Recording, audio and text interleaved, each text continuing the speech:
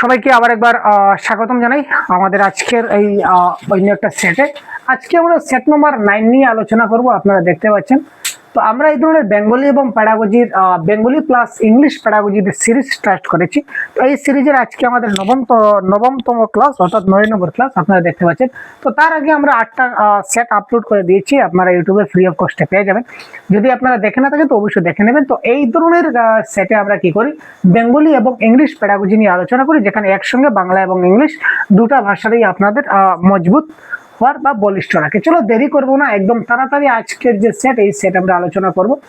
A teacher of class 2 is matching students to do action and use গেস্টার while reciting a poem. অর্থাৎ দ্বিতীয় শ্রেণীর ক্লাসের একজন শিক্ষক, তিনি কবিতা আবৃত্তির সময় ছাত্রদের বিভিন্ন কাজ করতে এবং অঙ্গভঙ্গি করে বোঝাতে চাইলেন। যখনই আমরা কোনো একটা ভাষা শেখাতে যাই, তখন যখনই কোনো অঙ্গভঙ্গি বা যখনই কোনো কাজ করতে বোঝাই, তখন সেটাকে বলা হয় টিপিআর। তো what do you mean by TPR sir? TPR মানে টোটাল ফিজিক্যাল রেসপন্স। শারীরিক অঙ্গভঙ্গির সঙ্গে সঙ্গে আমরা তাকে কবিতা পড়াতে যাচ্ছি, বোঝাতে যাচ্ছি। বহুত বড়িয়া। এক এক এক, কলম আমাদের এক, কলম হচ্ছে না, এক এক এক, নাক আমাদের এক, দুই দুই দুই, চোখ আমাদের দুই, এই বলে আমরা স্পর্শ করে করে আমরা তাকে দেখালাম। That is called TPR, total physical response. এখানে এই ঘটনা ঘটছে। তো যেহেতু এখানে টিপিআর অপশনে নাই, তো আমরা কি করব, এটা অডিটরি হবে না, ভিজুয়াল হবে না, সোশিয়াল হবে না, এটা হচ্ছে গতিশীল বা কাইনেস্টিক শিক্ষার্থীদের জন্য, ফর কাইনেস্থেটিক লার্নার্স, অর্থাৎ গতিশীল শিক্ষার্থীদের জন্য। কারণ যেহেতু আমরা অঙ্গভঙ্গি করব, গেস্টার পোস্টার করব, বা কিছু অ্যাকশন করব, কিছু কাজ করব। আর দাঁড়াও বললে দাঁড়াতে হবে, বসো বললে বসতে হবে। তো আমরা তো আর যদি গতি স্থির যদি থাকি, আমরা যদি স্থির থাকি এক জায়গায়, তাহলে তো পারবো না। গতিশীল হতে হবে, নড়াচড়া করতে হবে, তখন না আমরা কাজ করতে পারবো। কোনো কাজ করতে গেলে তো নড়াচড়া করতে হবে। আশা করি বুঝতে পারছেন পয়েন্টটা। সুতরাং গতিশীল হবে এই ক্ষেত্রে কারেক্ট আনসার। চলো, phonemes refer to minimal meaningful unit, vowels in a language, sound in a language, grammatical structure of a language। তো এটার কারেক্ট আনসার হবে, এটা হচ্ছে সাউন্ড ইন এ ল্যাঙ্গুয়েজ, বা আমরা বলতে পারি একটি ভাষার অর্থধ্বনি সমূহ। ধ্বনি মানে ফনিম, ঠিক আছে না, সাউন্ড। তো তার পরবর্তী হচ্ছে, a good language teacher should begin the teaching of language at class 1 with. একজন দক্ষ ভাষা শিক্ষকের প্রথম শ্রেণীতে ভাষা শিক্ষণ শুরু করা উচিত। একজন দক্ষ ভাষা শিক্ষক তিনি যখন প্রথম শ্রেণীতে যখন ক্লাস শুরু করবেন, তখন কিভাবে শুরু করবেন? কোয়েশ্চেন নাম্বার 108 যদি আমরা দেখি sir, writing the letters of alphabet লেখার মাধ্যমে, making the learners to repeat the letter of alphabet after the teacher. তো শিক্ষক একবার লেটার লেখলেন, তারপর ছাত্ররা আবার রিপিটেড লেটারগুলো লেখা শুরু করলো। Audio oral practice such as telling and listening to stories, rhymes, word, poems and riddles. Teaching the spelling and giving dictation, প্রথমে ডিকটেশন দেব না ভাই। তো কারেক্ট আনসার এখানে হবে অপশন নাম্বার 3। প্রথমে আমরা কি করি, ওয়েলডের উপর বিশেষ করে জোর দিতে হবে। মনে রাখ, সর্বপ্রথমে আমরা কি করব, আমরা সবসময় ওএলডির উপর বিশেষ জোর দেব, মানে ওরাল ল্যাঙ্গুয়েজ ডেভেলপমেন্ট, মৌখিক ভাষার বিকাশ। প্রথমে মৌখিক ভাষার বিকাশ ঘটাতে হবে ছাত্রদের। তো মৌখিক ভাষার বিকাশ ঘটাতে গেলে আমাদের কি করতে হবে স্যার? প্রথমে একটা ভালো করে আমি তাকে গল্প বলতে হবে, খুব ভালো করে আমি তাকে একটা স্টোরিজ শোনালাম, স্টোরিজ বললাম, সে গল্পটা শুনলো। তারপর তার সঙ্গে আমি কিছু রাইমস ওয়ার্ড নিয়ে কথা বলতে পারি। ডো, ঠিক আছে, ডু, জু, কাম, ধাম, এই ধরনের ছোট ছোট রাইমস ওয়ার্ড তার সঙ্গে আলাপ আলোচনা করতে পারি। ছোট ছোট পোয়েম বা রিদমস যেগুলো রয়েছে, এগুলো আমি এইটুকু মৌখিক অনুশীলন দিয়ে, মানে মৌখিক ভাষার বিকাশ দিয়ে আমি প্রথম শ্রেণীর কাজটা শুরু করতে পারি। এজ এ দক্ষ শিক্ষক বা ভালো শিক্ষক এই ধরনের করবেন। নেক্সট,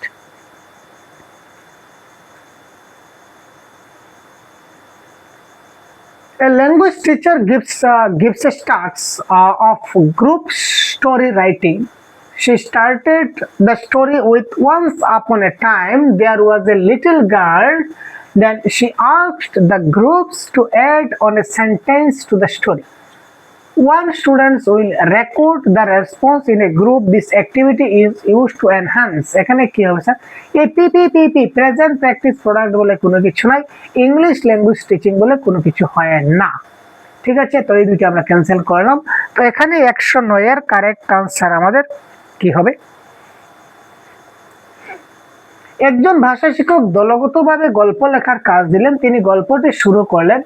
এক সময়ে একটি ছোট্ট মেয়ে ছিল, এরপর তিনি প্রতিটি দলকে একটি করে বাক্য যোগ করতে বললেন এবং একজন শিক্ষার্থী দলটির উত্তর লিখতে শুরু করলেন। ওহো, আচ্ছা, তো এটা কারেক্ট আনসার অপশন নাম্বার 3 হবে।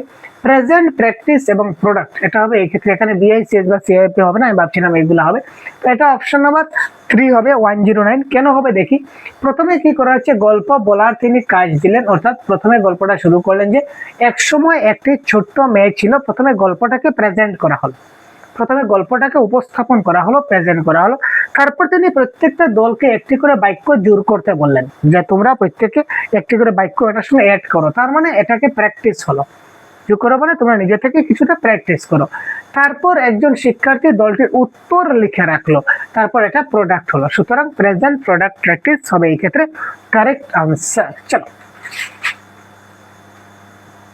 Discourse is the study of, অর্থাৎ বাক্যলা বা প্রবচন। আমরা যে প্রবচন বলে থাকি প্রবাদ প্রবচন, তো প্রবাদ প্রবচনটা আসলে কি? Chunks of language which are bigger than a single sentence, এটি বাক্যের চেয়ে বড় ভাষাগত একক ধ্বনির কিছু অধ্যয়ন। Sound system of a language, একটি ভাষার ধ্বনি ব্যবস্থার অধ্যয়ন। Mental process process of thought and concept formation, মানসিক প্রক্রিয়া, চিন্তন এবং ধারণা গঠনের অধ্যয়ন। মানব সমাজে ভাষার বিবর্তন এবং সংস্কৃতি গঠনে তার ভূমিকার অধ্যয়ন। তো 110 কি হবে স্যার কারেক্ট আনসার? এটা কারেক্ট আনসার কি হবে? যদি আমরা প্রবচন যদি বলি, এটা কারেক্ট আনসার হবে মানসিক প্রক্রিয়া, চিন্তন এবং ধারণা গঠনের একটা অধ্যয়ন, এটাকে বলা হয়। এই অপশন অনুযায়ী যদি আমরা বলি, এটাকে আমরা প্রবচনের অর্থ বলতে পারি, বা প্রবচন এই নিয়ে স্টাডি করছে। তো যে পদ্ধতিতে একজন ভাষা শিক্ষক বিভিন্ন ভাষা শিক্ষণ পদ্ধতির সেরা কৌশলগুলি শ্রেণীকক্ষে ব্যবহার করতে পারেন সেটি হলো, তো এই পদ্ধতিতে যদি আমরা বাংলায় বলি তো এটা কারেক্ট আনসার হবে সমন্বিত শিক্ষা। এটাকে যদি বাংলায় বলি তাহলে এটা কারেক্ট আনসার হবে সমন্বিত পদ্ধতি, দুঃখিত, শিক্ষা নয়, সমন্বিত পদ্ধতি। অর্থাৎ এই যে অপশনটা দেখতে পাচ্ছেন একলেকটিক অ্যাপ্রোচ, তো এই যে একলেকটিক অ্যাপ্রোচটার মানেটা কি যদি আমরা একটু দেখার চেষ্টা করি, তো এটা হচ্ছে শিক্ষক কোনো নির্দিষ্ট একটি ভাষা শিক্ষণ পদ্ধতির উপর এখানে নির্ভর করবে না। এই পদ্ধতির মানে হচ্ছে শিক্ষক কোনো একটা পার্টিকুলার একটা কোনো নির্দিষ্ট বিষয়ের উপর তিনি নির্ভর না করে গ্রামার ট্রান্সলেশন মেথড বলুন, direct method, audio lingual method, communication method, তাছাড়া আপনাদের টোটাল ফিজিক্যাল রেসপন্স মেথড, অর্থাৎ যে মেথডে ক্লাসের মানে শ্রেণীকক্ষের ব্যবস্থাপনা অনুযায়ী, শিক্ষার্থীদের প্রয়োজন অনুযায়ী, শ্রেণীকক্ষের পরিমাণ, পরিবেশ অনুযায়ী বা পাঠের উদ্দেশ্য অনুযায়ী শিক্ষক তার নিজের ইচ্ছামতো পদ্ধতিগুলো যখন ইচ্ছা তখন তিনি পদ্ধতিগুলো নির্বাচন করতে পারেন। তো এটাকে বলা হচ্ছে যে একলেকটিক অ্যাপ্রোচ। আশা করি আপনারা বুঝতে পারেন। চলো, the principle of selection of structure in a structural approach should be based on, তো স্ট্রাকচারাল অ্যাপ্রোচ মানে একটা এই স্ট্রাকচারাল অ্যাপ্রোচে ভাষার গঠন, অর্থাৎ এই যে স্ট্রাকচার নির্বাচন করার মূল নীতি হওয়া উচিত, কি হওয়া উচিত? স্ট্রাকচারাল অ্যাপ্রোচে ভাষার গঠন বা স্ট্রাকচারের নির্বাচন করার মূল নীতি কি হওয়া উচিত? অনুশীলন, প্রস্তুতি, কর্ম সম্পাদন, প্রক্রিয়া, ফলাফল এবং উচ্চারণ, উপযোগিতা, সরলতা এবং শেখানোর যোগ্যতা। এখানে দেখুন, আমরা যখনই ভাষার গঠন বা স্ট্রাকচার শেখাবো, এই স্ট্রাকচারটার জন্য স্ট্রাকচার একটা উপযোগিতা থাকে, একটা ইউজফুলনেস থাকতে হবে, না হলে কি করে হবে? তারপর সরলতা থাকতে হবে, অর্থাৎ একটা সিম্পল একটা ব্যাপার, সিম্পলিসিটি ব্যাপারটা থাকতে হবে, এবং শেখানোর মতো যোগ্যতা, শেখানোর যোগ্যতা এমন একটা অ্যাবস্ট্রাক্ট জিনিস দিয়ে দিলাম আমি, যেটা শেখাতেই পারলাম না। তো এই ধরনের যদি করি তাহলে সমস্যা হয়ে যাবে। তো সেই শেখানোর যোগ্যতা আমার এখানে থাকতে হবে। তো অপশন নাম্বার 3 এই ক্ষেত্রে আমার কারেক্ট আনসার হয়ে গেল। The main rule of children's literature at primary level, তো প্রাইমারি লেভেলে ছাত্রদের সঙ্গে যে শিশু সাহিত্য যেগুলো রয়েছে, শিশু সাহিত্যের প্রধান ভূমিকাটা কি? প্রাথমিক স্তরে শিশু সাহিত্যের প্রধান ভূমিকা কি? ইটস সিম্পল এন্ড ইজি, এটি সহজ এবং সরল হবে। আচ্ছা, ইটস ফুললি কালারফুল পিকচার, এটা রঙিন ছবি থাকবে। It's provide the variety of language, দেখুন এটা হবে correct answer, variety of language, যেখানে বিভিন্ন ভাষায় থাকবে, যার কারণে এটা শিশু সাহিত্যের প্রধান ভূমিকা রয়েছে। শিশুরা অনেক মাতৃভাষা রয়েছে, তো যে যার মাতৃভাষার মতো শিখতে পারবে, বা সিম্বলিক কিছু থট থাকবে, সিম্বলিক কিছু প্রেজেন্টেশন থাকবে, বিভিন্ন সিম্বল বা পিক্টোরিয়াল প্রেজেন্টেশন থাকবে, সিম্বল থাকবে, বা আমরা বলতে পারি এখানে বিভিন্ন পিকচারের সঙ্গে বিভিন্ন ভাষায় তার মিনিং গুলা দেওয়া থাকবে, অর্থাৎ এখানে অনেকগুলা ভাষায় দেওয়া থাকবে। সুতরাং একটা ভাষার ছাত্রছাত্রী মানে হয়রানি হবে না যে ওটাকে কি বলা হয়, একটা ভাষা না জানলে সে আরেকটা ভাষায় বুঝতে পারবে, তার মাতৃভাষা এখানে প্রাধান্য দিতে পারবে। তো ভাষার বৈচিত্র্য প্রদান করে, এটা হবে এই ক্ষেত্রে correct answer. It provide the variety of language is the right answer, এবং যেখানে ভ্যারাইটি থাকবে এটাই কারেক্ট আনসার হওয়ার সবচেয়ে বেশি চান্স থাকে। চলো question number 114. A school teacher writes the outline of the essay plan on the blackboard. একজন শিক্ষক কি করলেন, তিনি একটা রচনা লেখার জন্য তিনি ব্ল্যাকবোর্ডে কি করলেন, একটা আউটলাইন অঙ্কন করলেন যে তিনি কি কি লিখবেন। এই নিয়ে তিনি মোটামুটি একটা পরিকল্পনার পর তিনি আউটলাইন লিখলেন। এরপর তিনি শিক্ষার্থীদের দলে আলোচনা করে কিভাবে বিষয়গুলি যৌক্তিকভাবে সাজানো যায় তা নির্ধারণ করতে বলেন। যে মোটামুটি আমি একটা আউটলাইন লিখলাম, তো এই আউটলাইন থেকে এই যে সিকোয়েন্স অনুযায়ী কি করে লেখলে জিনিসটা আরো খুব ভালো হবে, সুন্দর হবে, তোমরা সেটা যৌক্তিকভাবে তোমরা সেটাকে নির্ধারণ করো, সাজাও এগুলাকে। তো এই রচনাটা লেখার আগে এই যে আলোচনা তিনি করলেন, এই আলোচনাকে আমরা কি বলি, ট্রান্সক্রিপশন, কম্পোজিশন, ব্রেইনস্টর্মিং না ফলো আপ? Question number 114. আমরা এখনো রচনাটা লেখিনি, লেখার আগে আমরা এটা নিয়ে চিন্তা করছি। আউটলাইন মানে মোটামুটি একটা আউটলাইন মানে একটা ধারণা। এই ধারণা সম্বন্ধে কি কি ব্যাপারে লেখা যায় চিন্তা করতে হবে। তো ওই যে চিন্তা করা, এটাকে কি বলা হয়, ব্রেইনস্টর্মিং। তো ব্রেইনস্টর্মিং বা চিন্তা করা, এটা হবে আমাদের এই ক্ষেত্রে কারেক্ট আনসার। কারণ কি কি লিখতে হবে, কিভাবে লিখতে হবে, ওইটা নিয়ে সবকিছু চিন্তা ভাবনা করা। তো লিখনের প্রথম ধাপই হচ্ছে আমাদের চিন্তা করে বের করবো যে আমরা কি লিখবো, তারপর তো লেখার চিন্তা করবো, তাই না? তো এই ক্ষেত্রে কারেক্ট আনসার হয়ে যাবে আমাদের ব্রেইনস্টর্মিং, অপশন নাম্বার 3, 114। চলো 115. A student of class 5 is facing some difficulty in reading a text the child may have. আচ্ছা, পঞ্চম শ্রেণীর একজন শিক্ষার্থী তার পাঠ্যাংশ পড়তে অসুবিধার সম্মুখীন হচ্ছে। তার থাকতে পারে ডিসলেক্সিয়া, ডিসগ্রাফিয়া, ডিসক্যালকুলিয়া না ডিসমরফিয়া। এই ক্ষেত্রে কি হতে পারে স্যার? দেখুন, লার্নিং ডিসেবিলিটি ক্লাস আমরা দিচ্ছি, প্রত্যেকটা টপিক ওয়াইজ ক্লাস দেওয়া আছে। যেখানে রিডিং সম্বন্ধে সমস্যা হয়, এখানে কি সমস্যা স্যার? রিডিং সম্বন্ধে সমস্যা। তো যখন এই রিডিং সমস্যার সমাধান থাকবে তখনই আমরা চট করে বলে দেবো স্যার, কি বলে দেবো স্যার? তখনই আমরা চট করে বলে দেবো এটা কি স্যার? এটা হচ্ছে ডিসলেক্সিয়া। এটা কি স্যার? এটা হচ্ছে ডিসলেক্সিয়া। আমরা তাড়াতাড়ি বলে দেবো এটা হচ্ছে ডিসলেক্সিয়া। যদি লিখনের সমস্যা হয় তো আমরা বলে দেবো ডিসগ্রাফিয়া। মনে রাখবেন, যদি রাইটিং প্রবলেম হয়, ডিসগ্রাফিয়া মানে কি স্যার? ডিসগ্রাফিয়া মানে হচ্ছে রাইটিং প্রবলেম, ডিসক্যালকুলিয়া মানে হচ্ছে ম্যাথমেটিক্যাল প্রবলেম, এফাজিয়া মানে ভাষাগত সমস্যা। এই ধরনের বিভিন্ন সবগুলো আমরা ক্লাসে আলোচনা করেছি।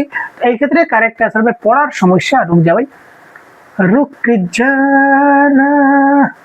পড়ার সমস্যা বা পড়তে অসুবিধা হলে কি হচ্ছে? ডিসলেক্সিয়া হয়। The subdiscipline of linguistics which refers to the study of meaning is, ভাষা বিজ্ঞানের যে শাখাটি অর্থের অধ্যয়নের সঙ্গে সম্পর্কযুক্ত তাকে আমরা কি বলি? অর্থের সঙ্গে সম্পর্কযুক্ত। অর্থ। 116 কি হবে স্যার? কি হবে 116? অর্থের সঙ্গে স্টাডি অফ মিনিং, অর্থাৎ অর্থ নিয়ে বর্ত করে সে হয় কি? সিমেন্টিক হয় স্যার, সিমেন্টিক। যারা অর্থ নিয়ে ভাষার অর্থের শাখার সঙ্গে সম্পর্কযুক্ত বা অর্থ নিয়ে কথা বলে তাকে আমরা বলি কি বলি? সিমেন্টিক্স বলে।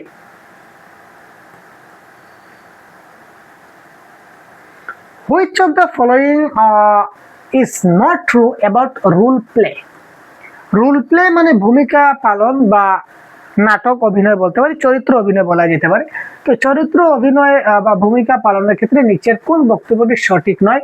which is not correct regarding বা about role play? কি হবে correct answer? the role play brings a situation from real life into the classroom. আমরা কি করতে পারি? এটি বাস্তব জীবনের পরিস্থিতিকে শ্রেণীকক্ষে নিয়ে আসে। বাস্তব জীবনে যেগুলো সমস্যা হয় এগুলো আমরা নাটকের সঙ্গে দেখাতে পারি। ইয়েস স্যার, এটা তো পারা যায়।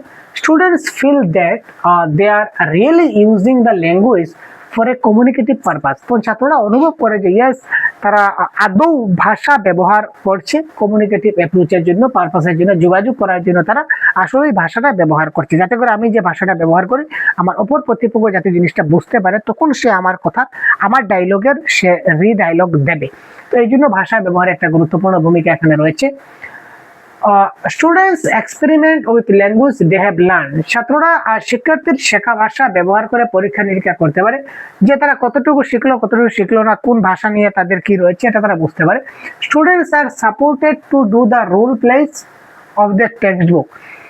শিক্ষার্থীদের শুধু পাঠ্য বইয়ের ভূমিকাই পালন করতে উৎসাহিত করা হয় না স্যার, পাঠ্য বই ছাড়াও কিন্তু শুধুমাত্র পাঠ্য বইয়ের যে গল্পগুলো আছে ওইগুলোই নাটক করতে হবে, রোল প্লে করতে হবে। তার বাইরে আমরা কোনো টপিক নিয়ে বা কোনো অ্যাওয়ারনেস নিয়ে আমরা নাটক করাতে পারবো ছাত্রদের নিয়ে, এই ধরনের কোনো কথা কিন্তু বলা নেই, সুতরাং এটা ভুল। তো যেহেতু অনলি শুধুমাত্র টেক্সট বুক দিয়ে যে আমাদের করতে হবে তার কোনো কথা নয়, টেক্সট বুকের বাইরে কিন্তু আমরা বিভিন্ন টপিক বা বিভিন্ন ছোট ছোট কনসেপ্ট নিয়ে আমরা রোল প্লে করাতে পারি, সুতরাং এটা ভুল। তো এখানে বলেছে কোনটা নট কারেক্ট, তো এখানে option number 4 not correct is the right answer of this question. চলো, read the words carefully. One word in each of the given set is different from other circle. The word one out. These activities will enrich their. নিচের শব্দগুলির মধ্যে প্রতিটি দলে একটি শব্দ অন্যগুলির থেকে আলাদা। নিচের যে শব্দগুলো দেওয়া আছে এই শব্দগুলির প্রত্যেকটা দলে একটি শব্দ অন্য শব্দগুলির থেকে আলাদা, সে ভিন্ন শব্দটি চিহ্নিত করতে বলা হলো। ঠিক আছে, ভিন্ন শব্দটা চিহ্নিত করতে বলা হলো। এই কার্যক্রমটি শিক্ষার্থীদের যে দক্ষতা বৃদ্ধি করবে, তাহলে একটা রিজনিং এর কথা বলতে পারি। রিজনিং এর ক্ষেত্রে আছে না, এই যে ওয়ার্ড রিকগনিশন যে রিজনিং গুলো আছে, শব্দ বিভিন্ন শব্দ দেওয়া থাকে। যেমন ধরুন আমি একটা এক্সাম্পল যদি দেই, অপশন নাম্বার কোয়েশ্চন নাম্বার 1 যদি আমি এখানে একটা অপশন যদি দেই, কি দেবো স্যার? কলম, খাতা, বোর্ড, তারপর হচ্ছে ভাত। এখানে 4টা শব্দ দিলাম, এই 4টার মধ্যে ব্যতিক্রম বা আলাদা কোনটি? আলটিমেটলি ভাত হবে, কারণ কলম, খাতা, বোর্ড এই সবগুলা মানে আমাদের পড়ার সঙ্গে কানেক্টেড, কিন্তু ভাত কিন্তু পড়ার সঙ্গে কানেক্টেড না, ওইটা ডাইরেক্ট মধ্যপ্রদেশের সঙ্গে কানেক্টেড। এমপি, মধ্যপ্রদেশ, ভূমধ্য সাগরের সঙ্গে কানেক্টেড ভাই, সুতরাং এটা ভাত হবে এখানে কারেক্ট। ঠিক আছে না? তো এই যে আমি করলাম, এখানে আমাদের কিসের দক্ষতা বৃদ্ধি হলো? পঠন, লিখন, কথন নাকি শব্দ ভান্ডার? এই ক্ষেত্রে আবার ভোকাবুলারি বা শব্দ ভান্ডারের আমার বিকাশ বিকশিত হলো। অর্থাৎ কোন শব্দে কোন মিনিং করে, কিভাবে করে, এটা আমি ডিফাইন করতে পারি বা বুঝতে পারি। এই জন্য আমাদের এই ক্ষেত্রে শব্দ ভান্ডারের দক্ষতা এই ক্ষেত্রে আমার বৃদ্ধি করবে। A teacher gave a root word and then asked students to make new words by adding prefix and suffix. This activity will enhance their. একজন শিক্ষক একটি মূল শব্দ যেটা রুট ওয়ার্ড দিলেন এবং শিক্ষার্থীদের প্রেফিক্স এবং সাফিক্স যোগ করে নতুন শব্দ গঠন করতে বললেন। এই কার্যক্রমটি তাদের কি করবে? একটা মূল শব্দ দেওয়া হলো, মূল শব্দের পাশাপাশি তাকে বলা হলো কিছু প্রেফিক্স এবং কিছু সাফিক্স যোগ করে নতুন শব্দ তুমি গঠন করো। যেমন হচ্ছে স্বর্গ, এটা হচ্ছে স্বর্গ, স্বর্গের মধ্যে যদি আমি সাফিক্স প্লাস করি তাহলে কি হয়ে গেল? অনুস্বর্গ। প্রেফিক্স আমি প্রথমে অনু লাগিয়ে দিলাম, আরেকটা শব্দ আমি লাগিয়ে দিলাম যেটার পিছনে আমাকে উপসর্গ লাগাতে, অনুসর্গ লাগাতে হবে। তো এই ধরনের উপসর্গ অনুসর্গ বিশিষ্ট শব্দগুলো প্লাস করে আমি নতুন নতুন শব্দ গঠন করতে বললাম। তো এই ধরনের ব্যাপারকে কি বলা হয়? গ্রামার বলা হবে। শ্রবণ দক্ষতা, পঠন দক্ষতা না শব্দ ভান্ডার বৃদ্ধি করবে 119। তো এই ক্ষেত্রে আপনারা 100% বুঝতে পারছেন যে এখানে শ্রবণ এবং পঠনে কোনো কানেক্টেড নাই এবং ডাইরেক্ট ব্যাকরণ বলে কোনো কিছু হয় না। এই ক্ষেত্রে আমরা কি করছি? ভোকাবুলারি ডেভেলপমেন্ট করছি বা শব্দ ভান্ডারের বিকাশ আমরা করার এই ক্ষেত্রে কি করছি স্যার? চেষ্টা করছি। Question number 119। এবার 1120। চলো 1120। এই ধরনের যে আমাদের ইংরেজি এবং বাংলা প্যাডাগজি যে সিরিজ আমরা প্রত্যেকদিন আপলোড করতে চলেছি, আপনারা ইউটিউবে দেখতে পাচ্ছেন। তো প্রত্যেকদিন একটা করে ক্লাস আপনারা দেখতে পাবেন। রাত 9 PM আমাদের একটা করে সেট আসবে, রাত 9 PM আমাদের প্রত্যেকদিন একটা করে সেট আসবে এবং এই সেট আজকে অনেক দীর্ঘ একটা সেট, 9 নম্বর সেট। তার আগে একটা ক্লাস আমরা দিয়ে দিয়েছি। তো আবার বলে, যদি দেখে না থাকেন অবশ্যই দেখে নেবেন এবং পরবর্তীতে এই ধরনের সেট যদি লাগে তো অবশ্যই আমাদের কমেন্ট বক্সে আপনারা জানাবেন। আমরা অবশ্যই আপনাদেরকে সেটগুলো কন্টিনিউ করবো। যত বেশি কমেন্ট আসবে তত আমরা মোটিভেটেড হব এবং ক্লাসগুলো আমরা কন্টিনিউ রাখবো। The input-rich environment where the language is seen, noticed and used by the children helps them. এমন একটি ইনপুট রিচ এনভায়রনমেন্ট দেওয়া আছে যেখানে ভাষা শিশুরা নিয়মিত দেখে, লক্ষ্য করে এবং ব্যবহার করে তা তাদের সাহায্য করে। শিশুরা কোথায় নিয়মিত দেখে, লক্ষ্য করে এবং ব্যবহার করে যা তাদের সাহায্য করে। এক্ষেত্রে ব্যাকরণের নিয়ম তারা আয়ত্ত করতে সাহায্য করে, আরো বেশি ব্যাকরণের নিয়ম তৈরি করে ভাষা শিখতে এবং ভাষার দক্ষতা বৃদ্ধি করতে। ভাষা শিখতে কিন্তু দক্ষতা বৃদ্ধি করতে নয়। Correct answer 120। এক্ষেত্রে দেখুন দক্ষতা বৃদ্ধি করতে নয় কেন, দক্ষতা বৃদ্ধি করতে হবে। এখানে ব্যাকরণের নিয়ম না ভাই, নিয়ম না, ব্যাকরণের নিয়ম, ব্যাকরণের নিয়ম বলে না ভাই। এখানে ইনপুট রিচ এনভায়রনমেন্ট যেখানে আছে এখান থেকে ভাষা শিখতে এবং ভাষার দক্ষতায় বৃদ্ধি করতে এখানে সাহায্য করে। তো অপশন নাম্বার 3 এখানে correct answer. Input rich environment মানে যেখান থেকে ইনপুট পাওয়া যায়। যেমন ধরো একটা সাইনবোর্ড লেখা আছে, সাইনবোর্ড, এই সাইনবোর্ডে কি লেখা আছে ওইটা আমি পড়লাম। এই সাইনবোর্ডটা হচ্ছে আমার কাছে একটা ইনপুট রিচ এনভায়রনমেন্ট। ঠিক আছে, সাইনবোর্ড, এই সাইনবোর্ডটা পড়ে আমি কি করতে পারি, এই ভাষাটা শিখতে পারি। যে ভাষায় লেখা আছে আমি পড়ে ভাষাটা বুঝতে পারি, শিখতে পারি। তারপর এই ভাষায় আমার দক্ষতা বৃদ্ধি হতে পারে, সেটা পঠনের দক্ষতা। তারপর এটা দেখলাম চোখে দেখলাম, তারপর সেটা বললাম, তারপর সেটা লিখলাম, তারপর পড়লাম। তো শ্রবণ কথন পঠন লিখন সেটা হয়ে গেল। ঠিক আছে না? তো এই ধরনের আমার লিখন দক্ষতাটা, ভাষায় দক্ষতাটা বৃদ্ধি হতে পারে। তো এই ছিল আমাদের আজকের সেট। তো প্রত্যেকটা সেটে কিন্তু আনসার কি রয়েছে, আর সমগুলো সবগুলা সেট একত্রিত করে আমরা আনসারগুলি সহ আমাদের অ্যাপে এইগুলো আপলোড করে দেবো এজ এ পিডিএফ ফাইল। আপনারা পেয়ে যাবেন পিডিএফ ফাইলগুলো অলরেডি আমরা অ্যাপে যদি আপলোড করে দিই আপনাদের জানিয়ে দেবো। তো আপনারা যারা আমাদের কোর্সে জয়েন এখনো না হয়ে থাকেন, তো আপনারা সহজ গুরু অ্যাপটা অবশ্যই ডাউনলোড করে আপনারা কোর্সে জয়েন হয়ে যাবে। ঠিক আছে, তাছাড়া আমাদের পেন পেপার মক টেস্ট চলছে, আপনারা পেন পেপার মক টেস্টে জয়েন হতে পারবেন। এবং সহজ গুরু যে আমাদের অ্যাপ আছে, অ্যাপে কিন্তু আমাদের প্রত্যেকদিন ফ্রি মক টেস্ট চলছে, ফ্রি মক টেস্ট চলছে। আপনারা এখনই অ্যাপটা ডাউনলোড করলেই আপনারা ফ্রি মক টেস্ট দিতে পারবেন। যারা যারা ফ্রি মক টেস্টগুলো দেননি, আপনার কাছে অনুরোধ থাকলো এখনই আপনারা সহজ গুরু অ্যাপটা ডাউনলোড করুন এবং অন্তত কোর্স নেওয়া তো পরের কথা, আগে ফ্রি মক টেস্ট গুলো আপনারা দিন, আপনাদের যথেষ্ট কাজে আসবে। আপনাদের পরীক্ষা ভালো নম্বরের জন্য আমরা প্রচেষ্টা করে যাচ্ছি, যার জন্য আপনাদের ফ্রি মক টেস্ট দেওয়া হচ্ছে সহজ গুরুর তরফ থেকে। ঠিক আছে, তো আজকের ক্লাস এই পর্যন্তই। ভালো থাকবেন, পরবর্তী ক্লাসে আবার কথা বলবো। ধন্যবাদ, জয় হিন্দ।